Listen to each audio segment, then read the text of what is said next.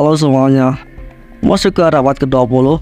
Kemajuan di bidang ilmu pengetahuan dan teknologi telah membawa umat manusia menuju perjalanan antariksa yang mempesona. Perjalanan ke antariksa memperluas wawasan tentang alam semesta dan membuka jalan bagi eksplorasi yang lebih jauh terhadap sistem tata surya. Penemuan roket merupakan penemuan penting bagi perkembangan teknologi antariksa, seperti yang akan kita bahas pada video kali ini, yaitu perkembangan teknologi ruang angkasa. Sebelum masuk ke inti videonya, perkenalkan saya Muhammad Sain dari kelas 12 IPS 3 nomor absen 22. Halo, nama saya Kafkari Ramadan dari 12 IPS 3. Perkenalkan, nama saya Muhammad Sultan Abdus Salam dari kelas 12 IPS 3 nomor absen 23. Perkenalkan, nama saya Gesitanana Putra nomor urut 16. Perkenalkan, nama saya Rafael Binatata nomor urut 29. Ya.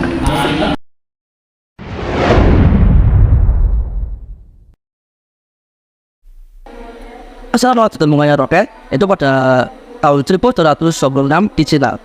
Pada mulanya, roket itu digunakan sebagai drone atau kembang api yang dapat meluncur ke angkasa dan membentuk percikan api. Pada mulanya, tentara Cina menggunakan drone atau roket sebagai alat untuk panah api atau menghalau tentara Mongolia pada tahun 1932 pada dinasti Qing Feifu. Lewat jalur perdagangan, pengetahuan tentang pembuatan mercon menyebar ke India sampai ke Eropa.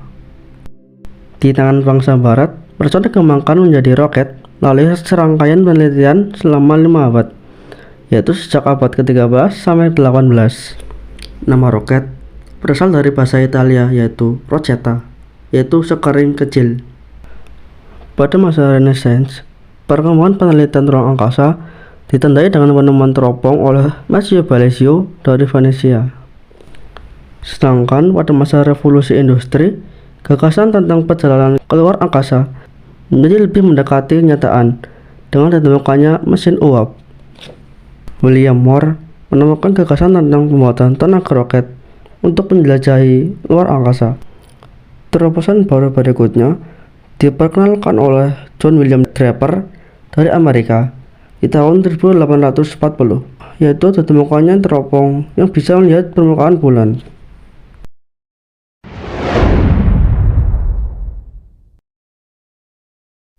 Asal mula roket yaitu dengan berhubungan dengan Bapak Werner yang lahir di Brixit, Polandia, dan dia bersekolah di Universitas of Belgia. Kemudian si Bapak Werner itu nggak sengaja menemukan buku yang berjudul The Planetarium of the Rocket yang ditulis oleh Bapak Obert. Itu Bapak Obert itu seorang pelopor roket. Kemudian si Werner ini bergabung dengan Nazi atau pemimpin Nazi. Kemudian dia ditangkap oleh Amerika pada Perang Dunia Kedua. Dan si Werner ini menjadi aset berharga bagi Amerika. Kemudian Werner mendapat penghargaan pada tahun 1979 karena dia telah berhasil untuk menerbangkan roket di NASA Amerika Serikat. Setelah mendapat penghargaan, Bapak Werner meninggal pada tahun 1977 pada tanggal 16 Juni.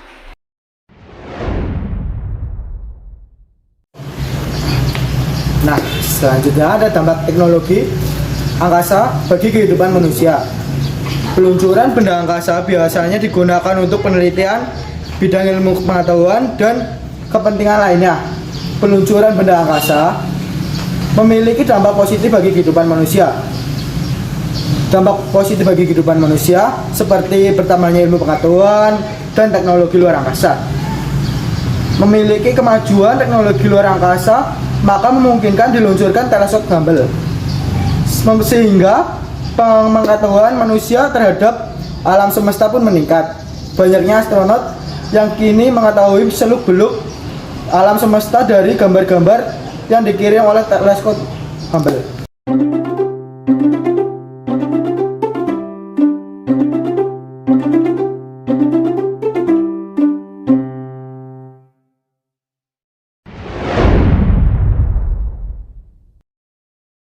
Oke teman-teman, lanjut kepada pembahasan berikutnya. yaitu perkembangan teknologi persenjataan. Nah, pada perkembangan teknologi persenjataan ini dapat dibagi pada 4 masa, teman-teman. Nah, masa ini ada pada masa praaksara, masa klasik, masa pertengahan, dan juga masa modern kita saat ini. Oke teman-teman, jadi sejarah dalam peradaban manusia itu tidak akan bisa terlepas dari pertentangan dan juga konflik. Nah, seringkali teman-teman, pertentangan dan konflik ini mengakibatkan peperangan, di mana peperangan ini pastikan menyebabkan kita akan menciptakan banyak senjata-senjata, dan senjata-senjata ini juga akan berkembang pesat dari masa ke masa. Oke teman-teman, jadi prinsip dasar dari perkembangan persenjataan adalah senjata yang digunakan dari masa-masa akan berganti. Nah, tadi kan udah dijelasin kan, aku tadi udah bilang bahwa persenjataan itu dibagi jadi 4 fase.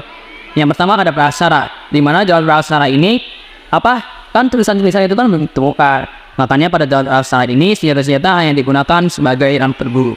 Kemudian pada zaman klasik, senjata-senjata berbentuk batu, tombak, dan lain-lainnya yang juga digunakan sebagai berburu dan juga bisa digunakan sebagai alat peperangan untuk mengatasi konflik. Yang ketiga zaman klasik. Nah, pada zaman klasik ini teman-teman, karena tahu pada zaman klasik ini kan kita ketahui adalah zaman-zaman di mana mungkin peperangan, banyaknya kerajaan-kerajaan yang muncul. Jadi dalam masalah kerajaan-kerajaan ini banyak juga penyelesaian masalah dengan cara bertarung, dengan cara peperangan yang dahsyat, sehingga banyak kerajaan-kerajaan yang menggunakan senjata-senjata seperti pedang, tombak, tameng, ataupun katapult ataupun pelontar. Jadi intinya pada zaman pas ini senjata sudah mulai diinvent. Dan yang terakhir teman-teman, pada zaman modern nih. Nah, tahu gak nih, zaman modern ini dimulainya senjata-senjata modern adalah pada masa Perang Dunia. Perang Dunia I dan juga Perang Dunia II. Teman-teman, kita akan lanjut pada perkembangan teknologi persenjataan pada masa Perang Dingin. Nah, apa itu Perang Dingin itu? Perang Dingin itu adalah perang di mana tidak melibatkan pertempuran senjata dan tidak melibatkan jadi kayak tidak melibatkan peperangan gitu loh. Perang ini hanya melibatkan mengembangkan teknologi senjataan. Nah, perang ini diikuti oleh Amerika dan juga di Soviet, atau disebut dengan blok timur dan juga blok barat. Ya, selanjutnya dampak teknologi persenjataan bagi kehidupan manusia. Pemanfaatan teknologi persenjataan dalam perang di berbagai kawasan dunia menimbulkan korban, juga diderita oleh tentara dan masyarakat yang terkena dampak perang. Selain itu, trauma fisik maupun mental akibat perang, tragedi kemanusiaan terbesar akibat banyak yang tewas maupun luka-luka akibat perang. Akibatnya, banyak masyarakat yang kehilangan sumber mata pencarian yang berujung pada banyaknya pengangguran. Setelah perang selesai, perkembangan teknologi perang dimanfaatkan untuk kepentingan sipil dan kesejahteraan umat manusia. Setelah Perang Dunia II, dibuat pesawat dan kapal-kapal modern. Ilmu kedokteran yang digunakan untuk perang juga mengalami perkembangan pesat. Penemuan penting pada masa Perang Dunia II adalah ditemukannya cara pembuatan bom atom, sehingga teknologi nuklir mengalami perkembangan yang sangat cepat setelah perang berakhir. Setelah perang berakhir, teknologi nuklir dimanfaatkan sebagai sumber energi untuk memenuhi kebutuhan masyarakat. Teknologi nuklir juga banyak dipergunakan dalam kehidupan sehari-hari. Salah satu negara yang berhasil memanfaatkan teknologi nuklir secara aman adalah Kanada. Teknologi nuklir dimanfaatkan dalam bidang-bidang antara lain sebagai berikut.